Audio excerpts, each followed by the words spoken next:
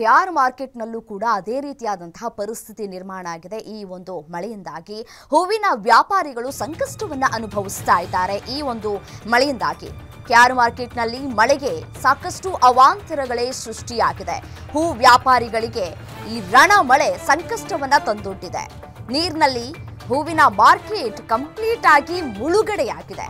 ಲಕ್ಷಾಂತರ ರೂಪಾಯಿ ಹೂವಿನ ವ್ಯಾಪಾರಿಗಳಿಗೆ ಇದೀಗ ನಷ್ಟ ಉಂಟಾಗಿದೆ. ನೋಡಿ, ಇದು ಕೆಆರ್ ಮಾರ್ಕೆಟ್ನ ಪರಿಸ್ಥಿತಿ.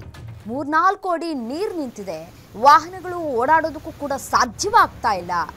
ಏನು ಮಾಡ್ತಾ ಇದ್ದಾರೆ ಸಂಬಂಧಪಟ್ಟಂತಹ ಇಲಾಖೆಯ ಅಧಿಕಾರಿಗಳು ಅಂತ ಹೇಳಿ, ಮಳೆ ಆಗುತ್ತೆ ಅಂತ ಹೇಳಿ ಹವಾಮಾನ ಇಲಾಖೆ ಮುನ್ಸೂಚನೆಯನ್ನ ಕೂಡ ಕೊಟ್ಟಿತ್ತು. ಆ ಒಂದು ಮುನ್ಸೂಚನೆಯನ್ನ ಕೊಟ್ಟಂತಹ ಹಿನ್ನೆಲೆಯಲ್ಲಿ ಅಲರ್ಟ್ ಆಗಬೇಕಾದಂತಹ ಅಧಿಕಾರಿಗಳು ನಿದ್ದೆಗೆ ಜಾರದಂತೆ ಕಾಣಿಸ್ತಾ ಇದೆ.